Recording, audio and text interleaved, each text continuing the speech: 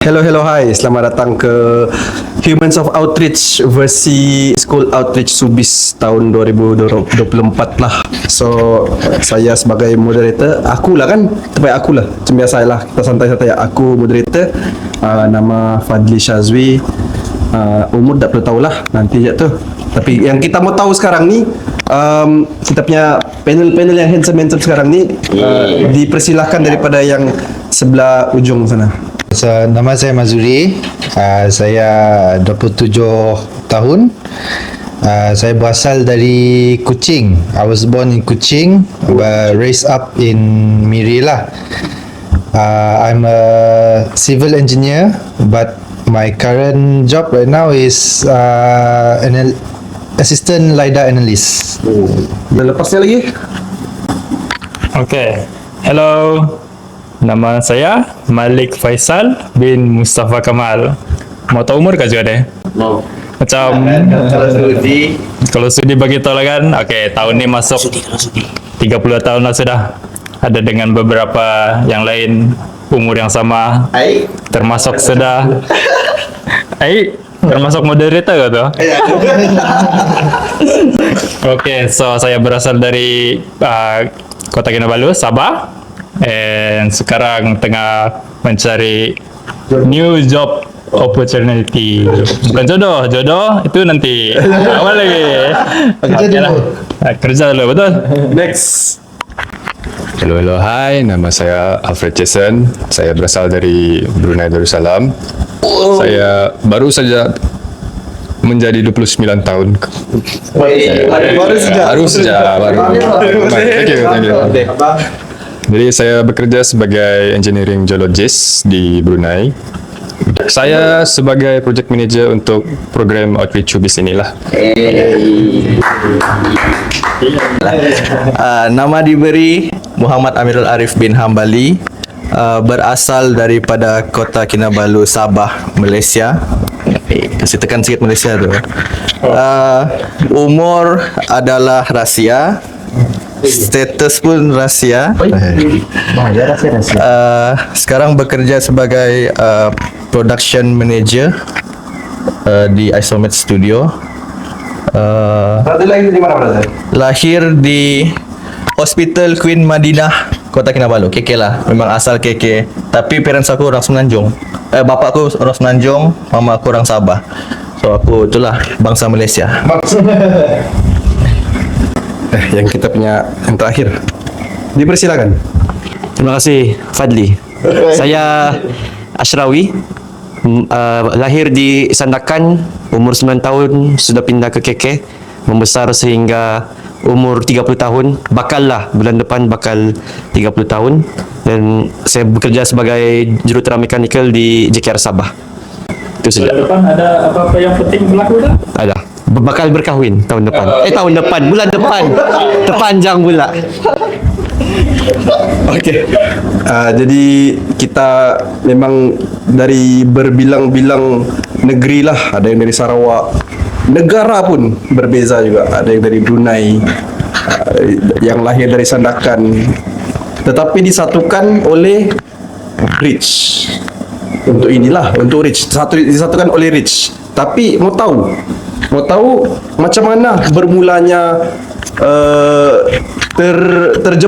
terjebak dengan Rich ni. Dipersilakan kita punya kawan Mus. Hello. Okay, so for me, how I started dengan Rich was through kita punya moderator si Fadli. He contacted me through Instagram after a very long time of menghilang. Partly my fault lah. Lepas ketin dulu, I terus menghilang, tak ke mana, phone number pun change, forgot all the contact of everyone. Tapi nasib-nasib Sifat reach out through Insta at the time. So that's where I started with Rich lah. But before Rich, I was part of I have done a lot of a lot of social works and also volunteering works, which was at the same time with Effect also last time dengan Siawi, and yeah, the passion keeps on going since then. So it was kind of like a relief lah. Ada orang reach out untuk cari buat kerja-kerja ni, because at the time memang quite macam boring jugalah kan. You work 9 to 5, not 9 to 5 lah, more like 8 to 5 lah, 8 to 5 every day, and then like your schedule is almost the same bah kan. So like there's a certain craving of, I don't know lah, maybe it's just me, but there's a certain craving of doing volunteering works like that. So I was like kind of waiting for the opportunity lah to do this kind of stuff. So when Fat, my old roommate, Betul. my old roommate Pengketin reach out, I was like, so yes, on straight away. Brother, kita kena reach for you also. Yes, brother. So that's where my journey starts lah dengan Rich. Okay. Dipersilakan kita punya Abang Malik. Okay. Dia mau versi panjang kah pendek dia? Janganlah kita simpan yang panjang, kita mulai yang pendek saja. Okay, lah. Okay, macam mana boleh join Rich ni? Actually, kenal Rich ni kira lama lah juga sudah. Dari start dorang mau kasih setup apa semua, awal-awal tengok dulu macam tengok Mirul, Awi selalu meeting, and then apa dorang ni Zoom selalu ni, tanya-tanya apa benda orang buat ni. Lepas tu lama-lama habis degree, ngam-ngam juga. Lepas tu dorang ada buat satu program, dia cakap, jom jadi Pesi. Itulah tu, Pesi untuk apa ni? So dari sana lah start, dari SK Bolong kan? SK Bolong, betul. Program 2022 ya, di Sabah. Itulah first program dorang yang physical, pergi sekolah, then jadi Fesi, then start sana join lagi program-program yang lain sampailah sekarang. So far belum ada miss satu program pun, okay?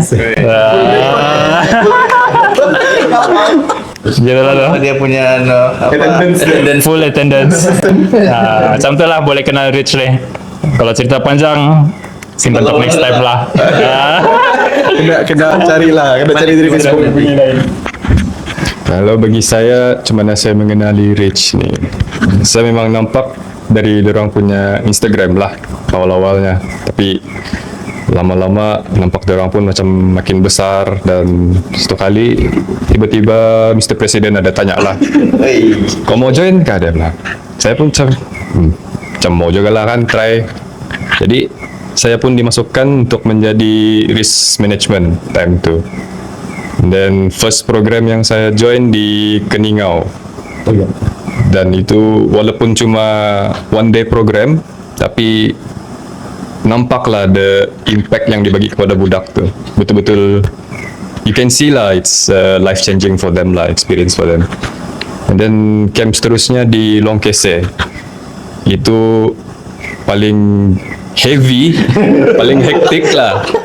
Tapi paling hektik, tapi one of the best experience lah. Because like what Mus said just now, dia you're going through your everyday routine, and then once you join the program tu, dia macam adding colors to your life. Gitulah. RGB. Tapi macam mana Brother Alfred boleh kenal dengan Brother Ashrawi? Tiba-tiba Dia ni. cerita dia bermula di Ketin lah. Sama-sama masuk foundation time tu. Sama-sama jadi classmate kan. Begitulah cerita dia kenal dengan Presiden. Zaman muda-muda lah orang bilang. Sekarang 29 tahun sudah. Sekarang 9 tahun, 30 sudah. Begitulah cerita dia. Kita mau tanya kepada Brother Amirul lagi lah. Dua. Supaya dengar. Santai kau, Okay. Apa soalannya tadi tuh? Nah. Kita select lah. Macam mana bermulanya kau punya Journey dengan Rich. dengan Rich ni lah. Betul. Sebenarnya journey ni aku tahu Rich dari awal penemuan lah 2020 kan. Kamu buat ni kan. Tapi time tu aku masih memandang dari sudut orang luar. Aku kenal Awi ialah dari Matap Sabah lagi, dari high school. Kau pun aku kenal dari high school. Yang orang lain ni Malik high school, si Mus dari Ketin, menarik lah kan Mus. Time tu Mus rambut panjang lagi, Mus rambut panjang lagi. Arfet diam-diam lagi. Siapa ni budak ni diam-diam je. Si Arfet kan just pendiam. So aku kenal dorang sini personally semua daripada belajar lah, waktu study apa semua. Tapi Rich ni macam aku tahu Awi buat ni 2020. Tapi aku start masuk 2021 hujung tahun. September. Ya, selama 1 tahun lebih si Awi pujuk-pujuk aku, Mirul masuklah. Apa ni Wi kamu buat ni? Aku tahu yang program ni dia lebih kurang macam yalah Awi pernah buat ni start daripada student club play kan. Time tu kena panggil apa? Effect, Ketin Effect. So aku pernah Effect tu pun aku pernah join sekali je. Basic training je aku join. Satu kali lepas tu macam dah lah aku lebih fokus kepada time tu art and dance club lah. Bukan study lah. Study aku udah pandai wi. Study ya. So aku tahu apa yang Rich buat ni lebih kurang macam time effect tu. So aku apa benda? Okay lah. Tapi si Awim Mirul masuklah. Aku perlu ni untuk sustainability NGO apa semua. Kau masuklah untuk buat business pun. Okay masuk. Aku first meeting aku join dia macam apa ni ya? Okay ikut saja. Tiba-tiba start bolong. Kita boleh start buat program soal lepas PKP. So physical punya activity kita mau buat. Cakap, Mirul, kalau jadi PM project manager. Kena bagi hadiah tu. Apa ni gila tiba-tiba. Terus cakap, okay lah aku try je lah. Aku ni jenis kalau orang suruh buat, aku buat je. Aku langgar je.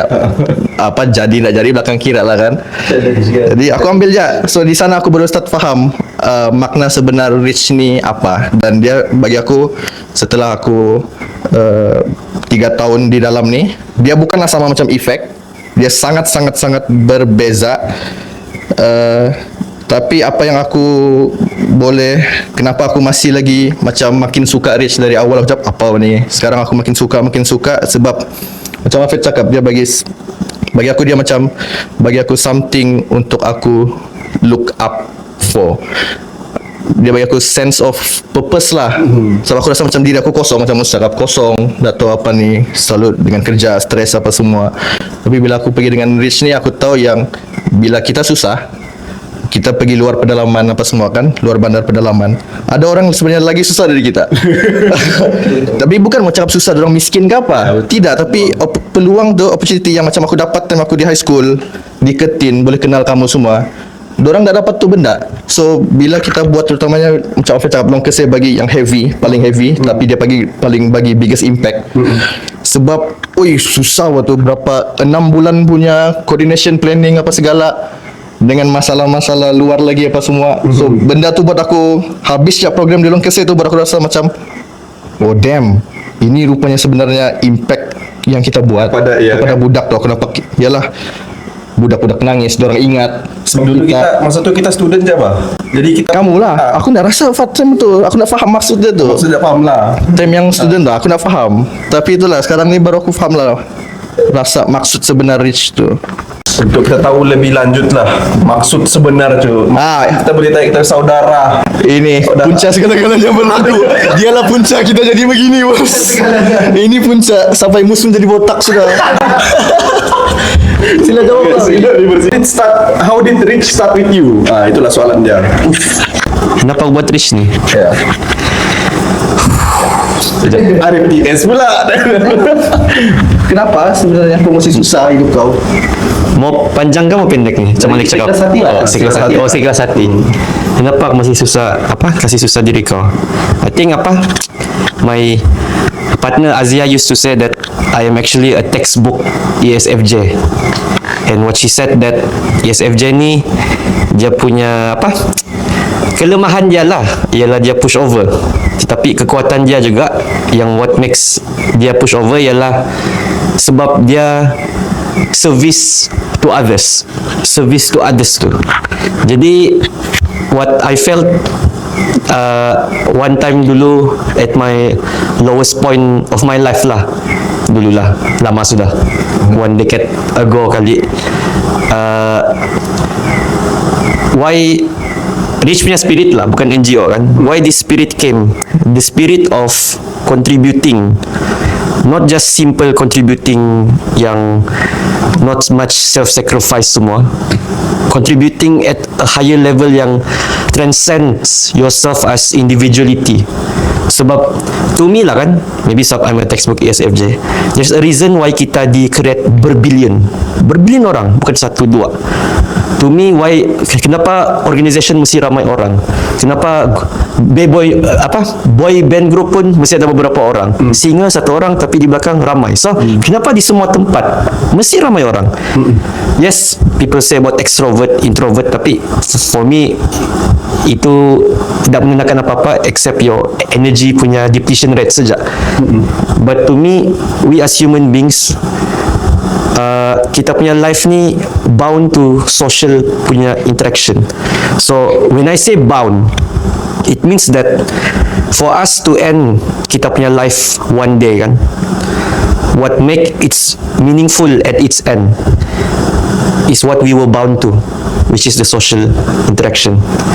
So I didn't want at the end of life it's about you being excelling in your workplace, blah blah blah blah blah, as usual, as textbook is. And at 60 years old, you've ended your career and that's all. So to me, that's why rich ni important. That's why rich is formed. I want people to understand that yes, it may hurt, yes, it may be tiring, tapi this thing give your life meaning 1,000,000% guaranteed. Why? Sebab there is no happiness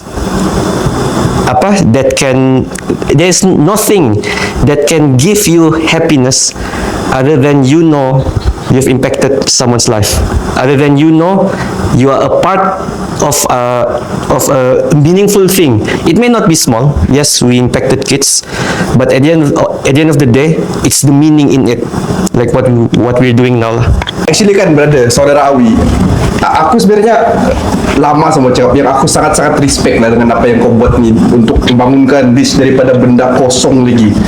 Dan sebenarnya reason aku lah kan, reason kenapa aku masuk Rich ni sebenarnya satu benda aja, senang. Back to basic, I like to help people. Helping people really makes me happy. Dan tadi kau sebut pasal kenapa menyusahkan diri and everything. I feel like macam kalau kita, dia tidak ya susah. Macam kalau bagi aku kan, the more you help someone kan, when you see that someone is smiling at the end dengan apa effort kau bagi kan, it makes yourself happy juga bah. So Yes, betul kan? and the smile of kids is the most sincere. Yes, betul. Tapi tadi saudara ada cakap pasal hardship semua tu kan, ada pasal hardship tu. Banyak juga kan sebenarnya Mirul guys, memang banyak juga kita lalui lah. So for this one lah, for let's say for Rich lah kan, what have you sacrifice, apa yang struggle along the way, yang kau buat selama ni, apa yang buat it more meaningful, macam saudara Awi cakap tadi lah. Kita start dari kita punya brother Rich lah, my ex roommate. Yeah, so the question was what are the hardships, is it? Sorry. Why are you still doing this? Even though the hardships, even though the struggles, the sacrifices that you did, why are you still here? Because for me, okay, for me, I'm a work freak lah. I'm a work freak. I cannot stand still. So having more work to do is like it's like dream come true.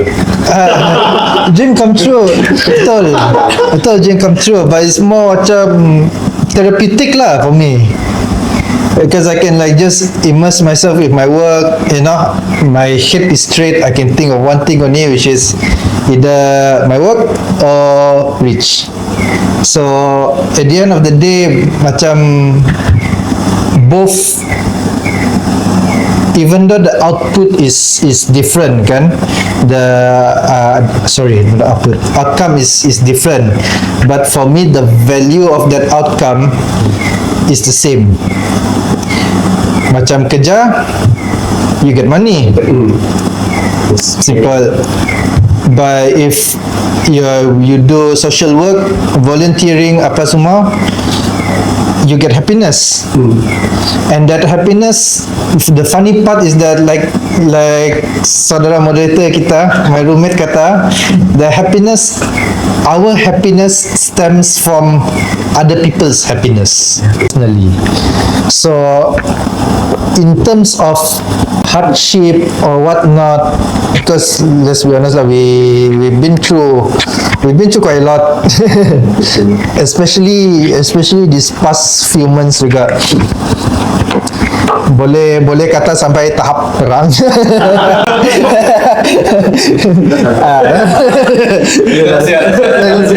Itu belakang cerita lah. But yeah, it was that intense of and hectic of a problem that we face just to get a program done, a one-day program done.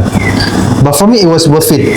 It was worth all the effort, all the time, all the money spent used to get it done. Because at the end of the day, I'm here, bah. I'm here with my friends. Kan, it's not always like we get lah. Like everyone here is from either a different state or a different country. Kan, ada yang dari Brunei, ada dari Sarawak, ada dari Miri, ada dari Kuching. So for me, it's very worth it because at the end of the day, I get to meet everyone yang I know, yang I love, yang I really cherish lah. So yeah, it doesn't matter for me about all the hardship and whatnot. Props to Ashrawi for connecting me and my ex-roommate. Thank you, brother. Saudara Malik,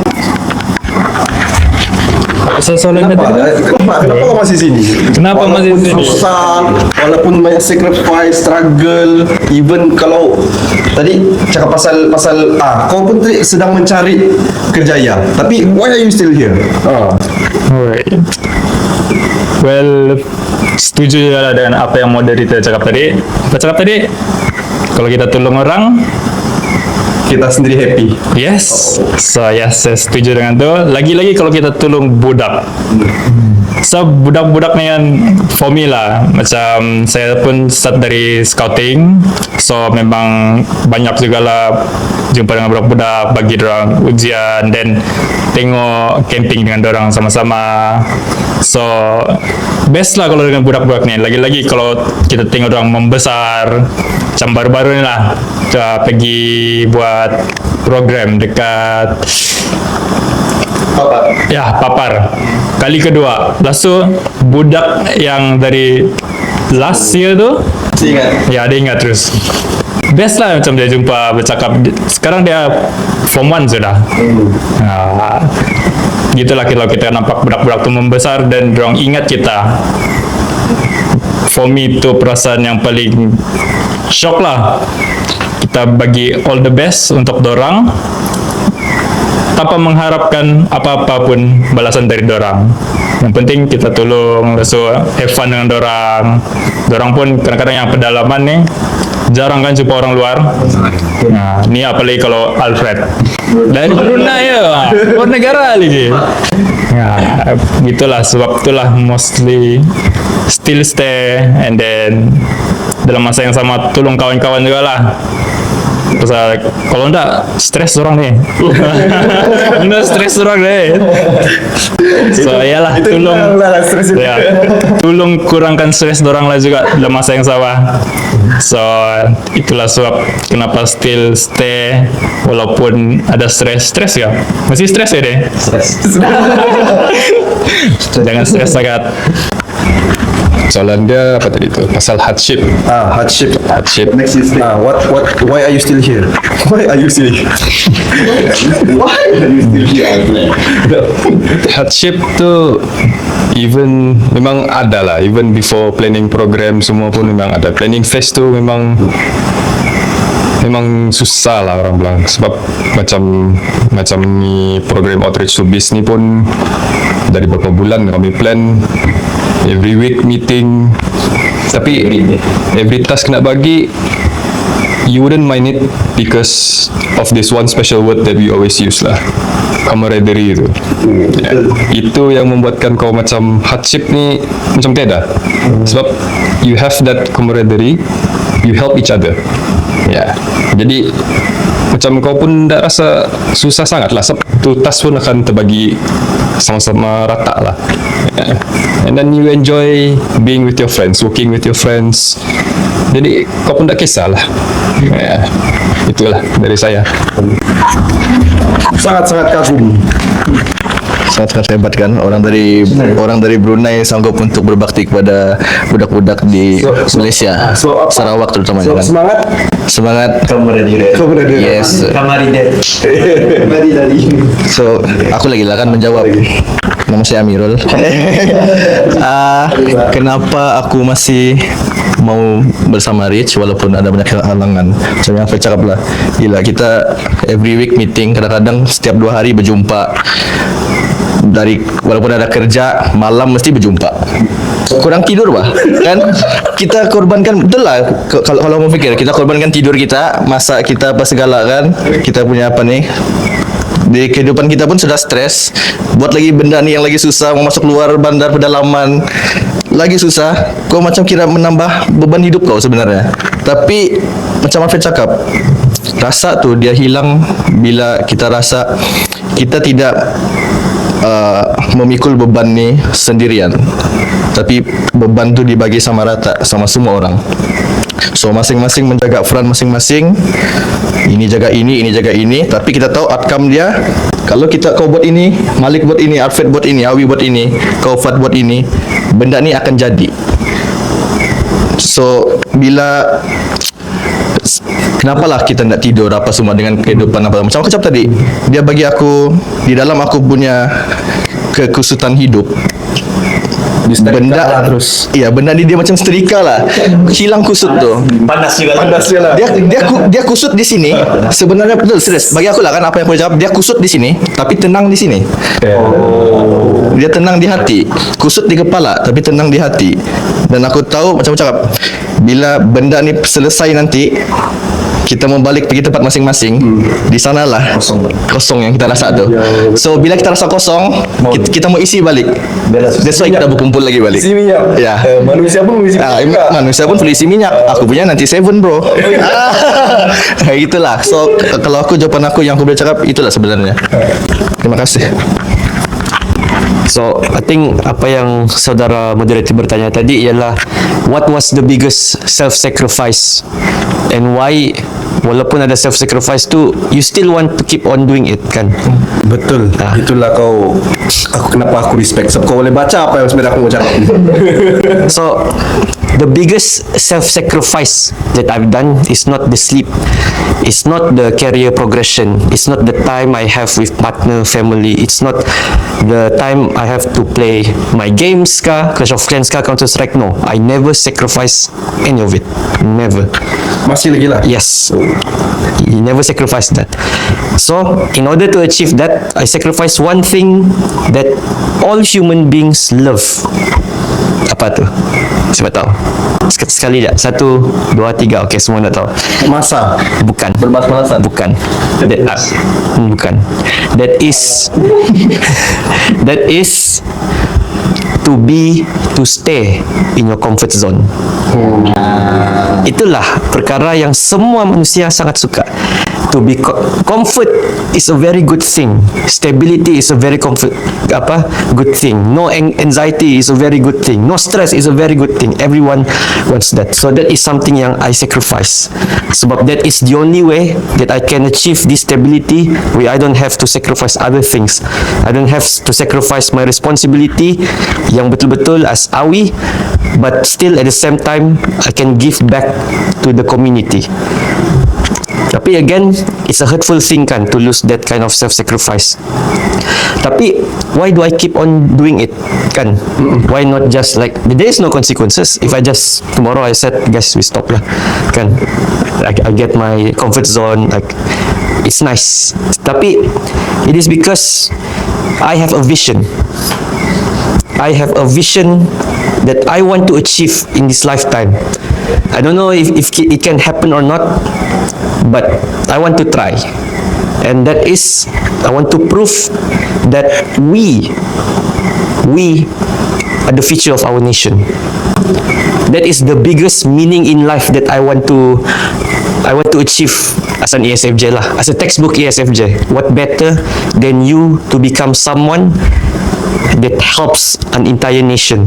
A nation, it doesn't mean it has to be a big one or whatever it is. Sebab it can be as small as a child.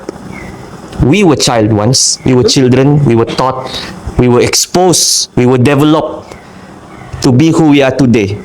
And each of you with your sector and industry is giving back to your community and nation, even at a small thing or big thing.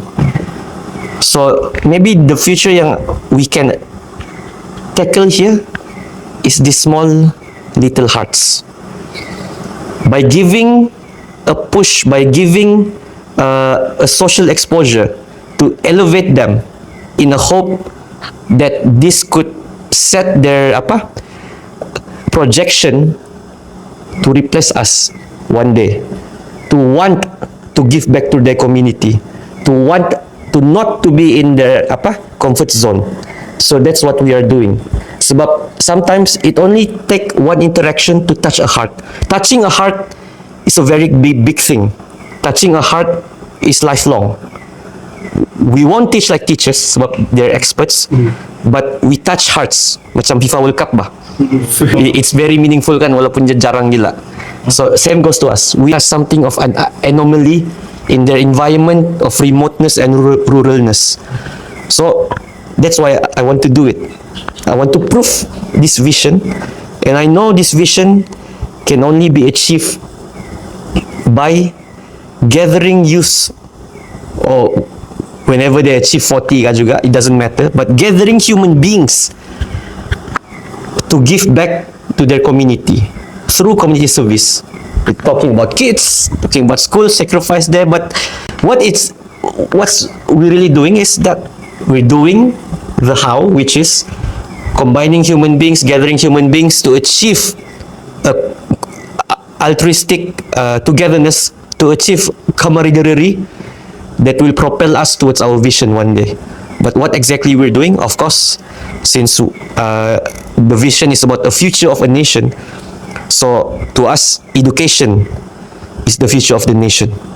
And according to the Ministry of Education, education is holistic. Dah lah, KPM punya kemenjadian murid panjang, tapi we rich interprets it, make a kid grow up so that he'll become useful as for his community, regardless of what he is. And KPM, MOE, they have their anjakan to achieve this. Adalah banyak, 11 kan. Tapi we reach, what we do is tackle a 7th anjakan, which is quite hard. I mean, not necessarily telling them KPM is not doing a good job, that makes it hard, but it's about pelibatan community. And when you libatkan people of different races, different nation, different states, different background, different life bringing, it's not easy. It's not easy. People have different views, people have different hardship on how it is, that it's bound to have friction for sure. So that's why this anjakan ke-9 ni, it's quite hard to do. Susah. Now we want to do it in the remote area, in rural area. So that's what make what we do meaningful, sebab this is the means of how we want to achieve our vision one day. Maybe I'm a pessimistic person lah. My brother always said that you have to be optimist, you're an optimist, but I'm a pessimist. To me, we're gonna fail. We're gonna fail. There's no way we can achieve this kind of vision so big with what we're doing. Tapi we want to go down, being remembered as the people who tried to do it regardless. Betul. But when you say kau ni pessimist, when you say that you're a pessimist, that's why you have these Yes, correct. people around you lah. Because we will always bukanlah want to say we change your mind. Bukanlah. Because this group of people will always give the positivity to you lah. This group of people give me hope. That's what I can say. You sum it up really well lah. So lepas apa, after what you just said, can you, I have one question lah, bukan one question, this is for all of you guys lah. What does rich mean to you? But can you describe it in one word or one sentence? Kena fikir lagi. Start dari sana. Dari sini lah. Orang lama. Betul juga kan, aku yang paling perlu banyak masa berfikir ni sebenarnya. One word. One word or one sentence lah. Lari dari skrip ni kan. Kejap Tapi aku actually so expect kau akan cakap begitu lah, Fat. Kau akan tanya ini. One word. Satisfaction. Satisfaction. What does rich mean to you? Satisfaction. Yes. Okay. Apa tadi? Satisfaction. Camaraderie. Camaraderie. Just starting. Just starting.